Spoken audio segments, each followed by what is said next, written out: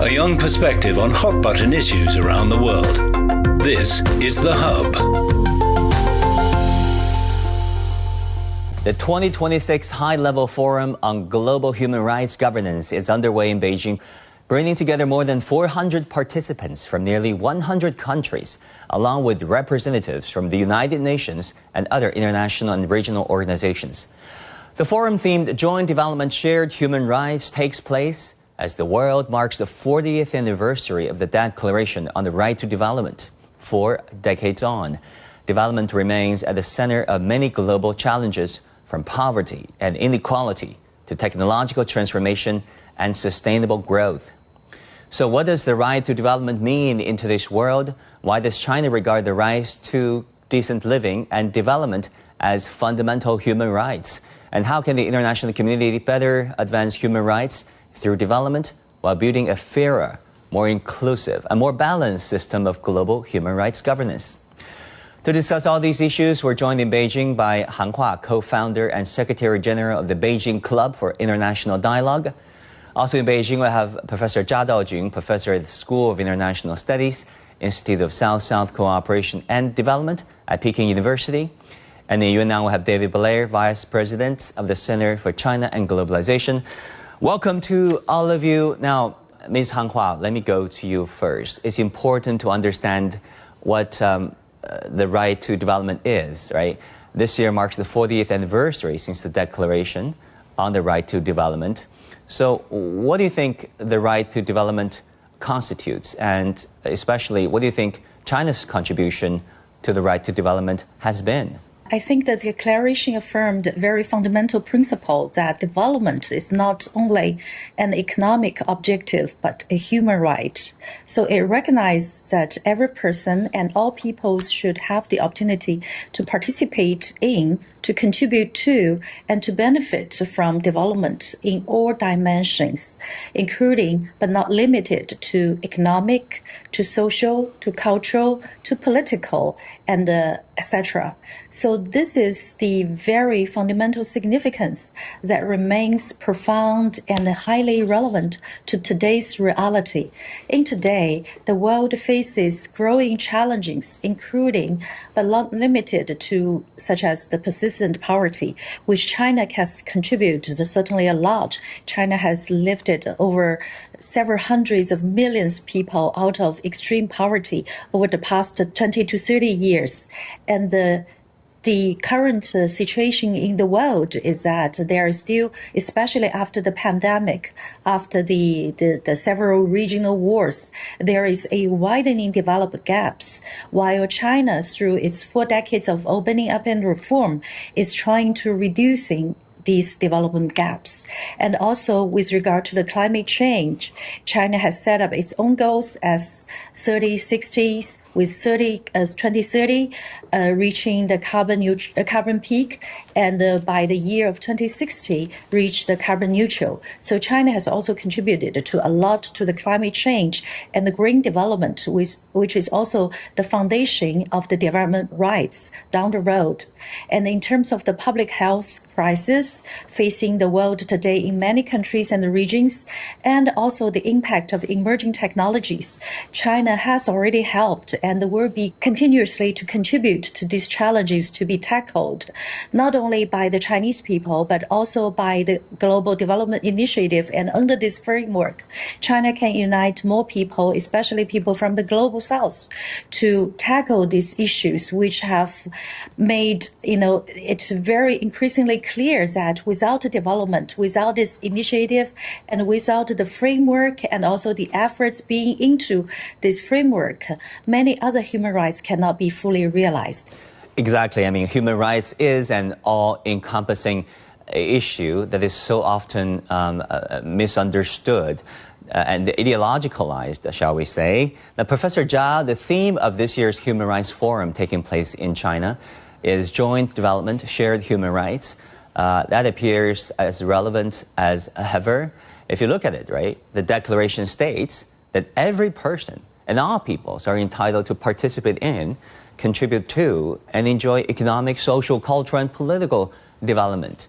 It's not just one aspect. I mean, all these elements are intertwined. So, Professor Jia, 4 decades on, what do you think is the enduring significance of the Declaration on the Right to Development, and what does the right to development mean to you? Well, the whole notion of development is actually contested. Development is necessarily based on, I would say necessarily, based on a particular nation or a particular country's experience. We have 3 modalities of talking about development as an academic subject. One is what's called the big D, that is, the program needs to be designed by those countries and societies that have achieved a high level of industrialization. That's a big D. So, or interactions must follow that kind of design. And secondly, flowing from the first, you have a small d that is in the actual delivery of assistance, or sometimes including technical training, will have to be fit into the program and be evaluated as whether or not it contributes to, it fits into the definition of capitalism. And that is very much the so-called international norm, and which is based on European and North American experience. But then a third one is what we are talking about. I think that's what Madam Ham just mentioned. That is, let's fix growth and get focus on projects rather than programs or ideological preferences or systematic conformity.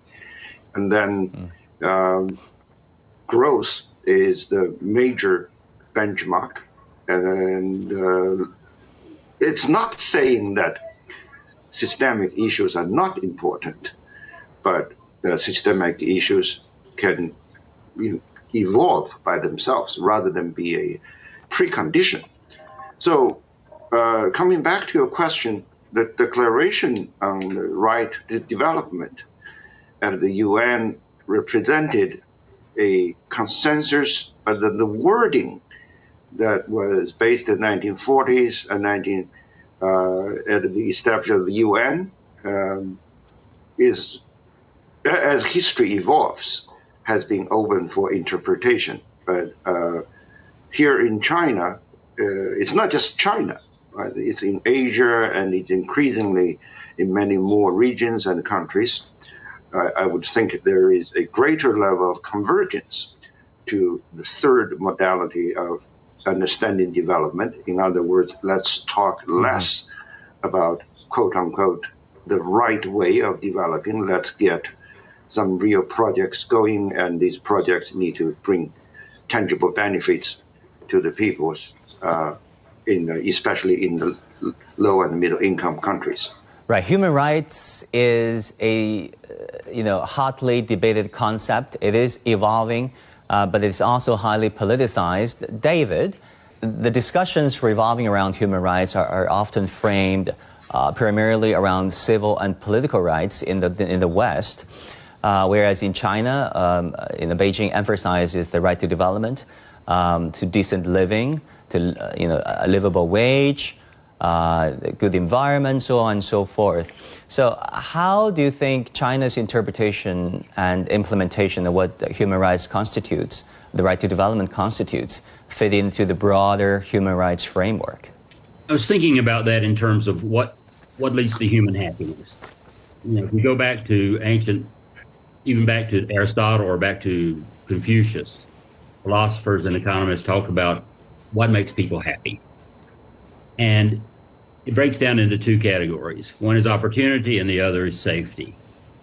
People have economic safety, they have physical safety. I mean, if you're afraid to go outside and you'll be beaten up by a thug or something like that, then you don't have human rights. You don't have good human rights.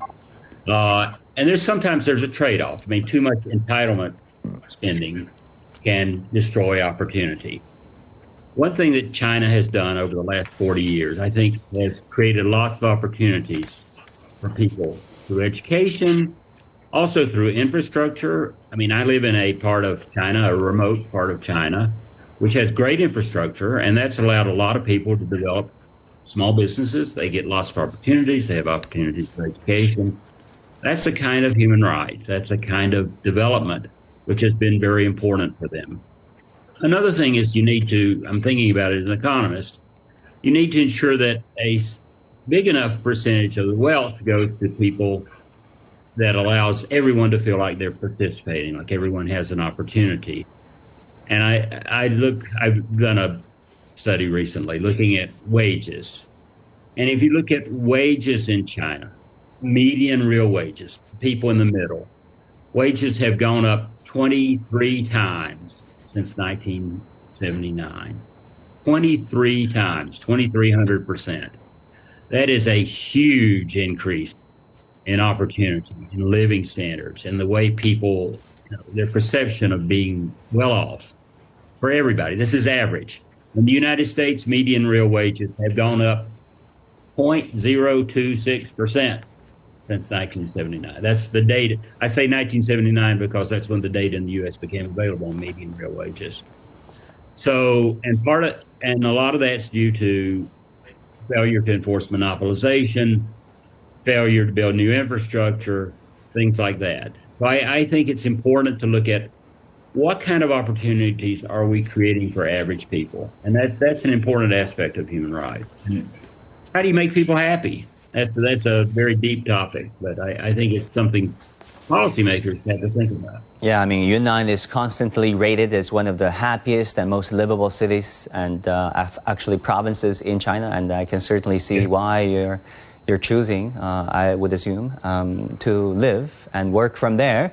Now, Ms. Han Hua, yeah, it's a very nice place. David raised a very important question, isn't it? I mean, can other rights be fully realized in reality without the right to development, economic opportunities, and a decent living?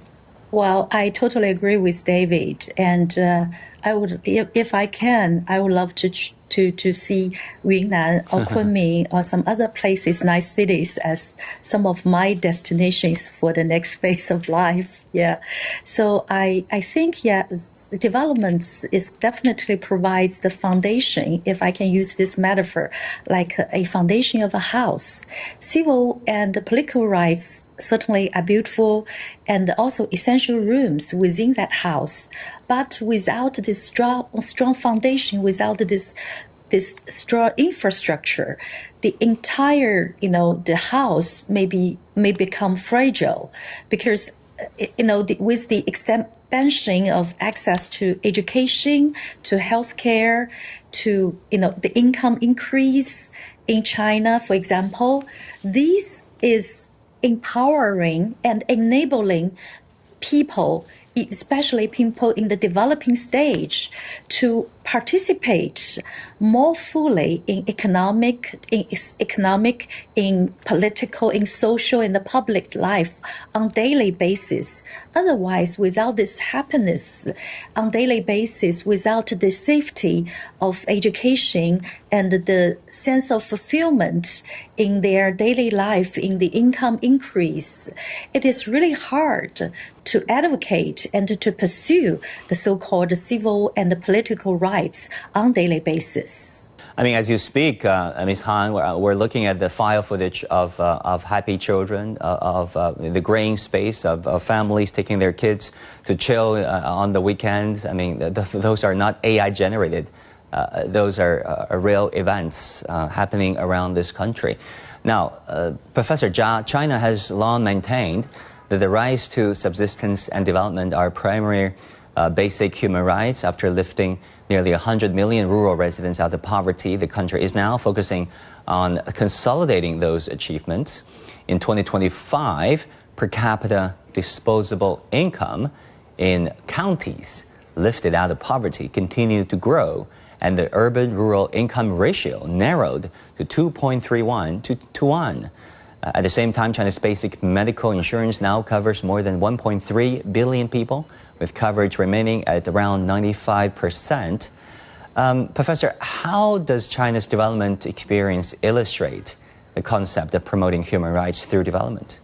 The Chinese success, as you summarized and broadly noted, could not have taken place without contributions from the rest of the world. We must recognize that and appreciate that. And actually, I wouldn't argue that the Chinese focus is on economic growth or the increase in personal income only. The Chinese notions of human rights, I would think, centers on two pillars. One is to see the state or the government representing the state as not an obstacle, but an useful instrument, necessary instrument, may not always be perfect, but without giving legitimacy to the state, it would not be, the human rights cannot be preserved or enhanced or protected.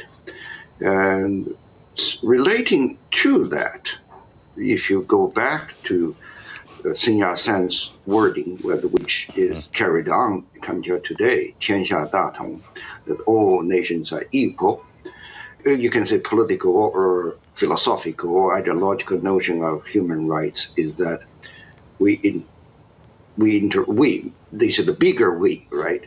People living in China, people living in other countries interact with each other through accepting and respecting the current international state system.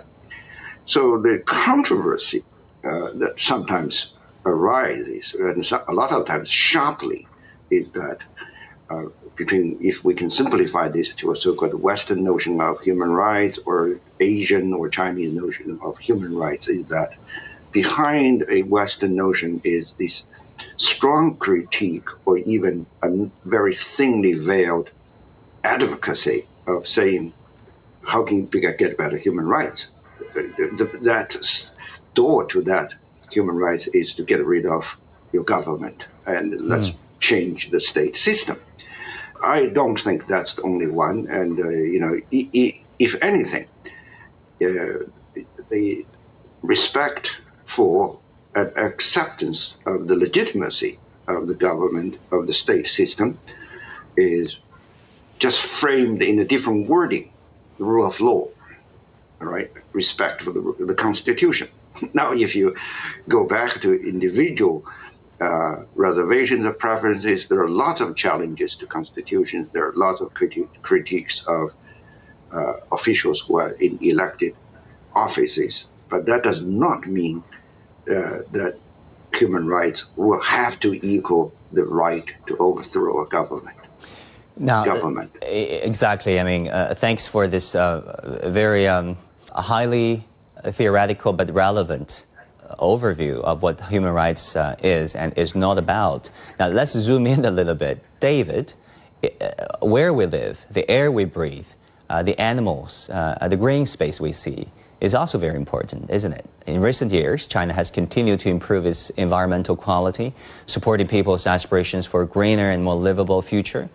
Here's a story brought to you from Tianjin by my colleague, CGTN reporter Wang Naiqian. Let's check it out. It's hard to imagine that this thriving place was once a desolate wasteland, home to nothing but salt pans, polluted water, and saline alkali soil. In 2008, a landmark partnership between China and Singapore set out to transform this landscape through the Sino-Singapore Tianjin Eco-City project. Located in Tianjin's Binhaijiu area, it is now home to more than 210,000 residents and 40 urban parks, standing as a model of sustainable urban development. I'm incredibly proud of how much this place has changed. Fu Peng has worked here for more than a decade, witnessing the eco-city's transformation firsthand and contributing to its development along the way. 在建设之初呢，我身后这一片呢是一个40多年的工业的污水库。 When we started, the area behind me was a 40-year-old industrial wastewater reservoir. The smell was so strong that people could hardly get close to it. We developed different treatment methods for different grades of sludge. The most heavily contaminated material was purified and reused as landscaping substrate. where less polluted sludge was processed and used as fuel material for roadbeds. Today, the same site is a sparkling man-made lake surrounded by parks and recreational facilities, a place where residents come to unwind and enjoy nature. But creating a beautiful city was never the ultimate goal. The larger vision is to weave sustainability into everyday life, turning green development from a one-time project into a lasting way of living. Across the eco-city, low-carbon design is woven into the urban landscape. Solar panels on residential buildings help provide hot water, while even some outdoor fitness equipment is powered by renewable energy. Waste sorting is comprehensive and highly detailed. Yet sustainability here extends beyond infrastructure. Last year, we organized a zero waste creativity contest, encouraging residents to give all items a second life. We also invite people to participate in community improvement projects. Going green isn't just about the facilities you build. It's about cultivating awareness and making sustainable living part of everyday habits. The eco-city remarkable transformation has drawn the attention of officials and scholars from around the world. For many, this living experiment offers a broader vision of development in China, one that is greener, smarter, and more people-centered. I see the eco-city as a model. By improving people's living conditions and enhancing their well-being, it helps promote and protect human rights. Beautiful China is a remarkable undertaking. Many countries have aspired to achieve something similar, but few have succeeded on such a scale.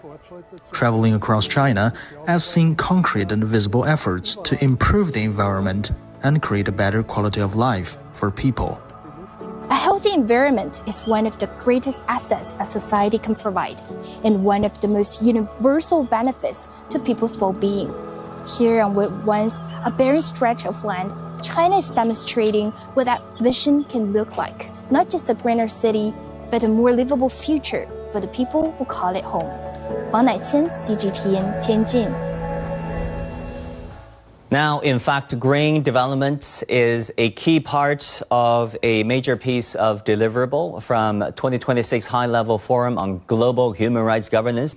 The conference has produced a key document that is Human Rights Action Plan of China, adopted and voted in from participating organizations and institutions, a key part of the deliverables, if you will, of this human rights dialogue in Beijing. Now, David, how important in your opinion is the green development approach, which is part of the, what human rights constitutes? The first time I came to China for more than a few days was in January of 2013 to Beijing. And if you remember, that period was called the airpocalypse, when PM 2.5 went over 800.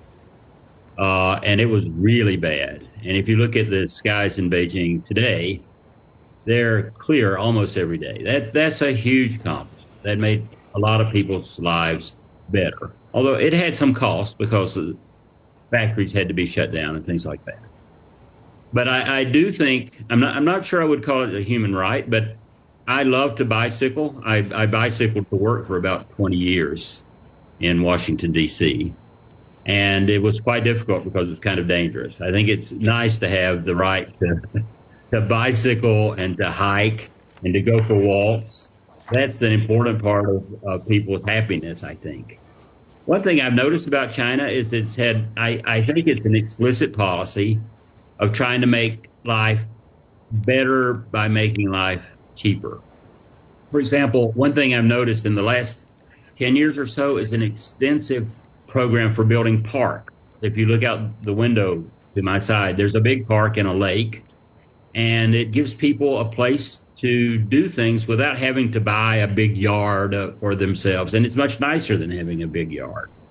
So I think that kind of investment in city planning to make life better and to make people less dependent on cars, which are very expensive and which cause a lot of trouble, I think that's an important improvement in people's happiness. I don't know whether I call it a human right or not, but it certainly makes life better. Now, with that, we want to thank all our panelists for their insights, and that will do it for this edition of The Hub. Thank you so much for tuning in. Our programs continue on CGTN. Stay tuned and see you next time.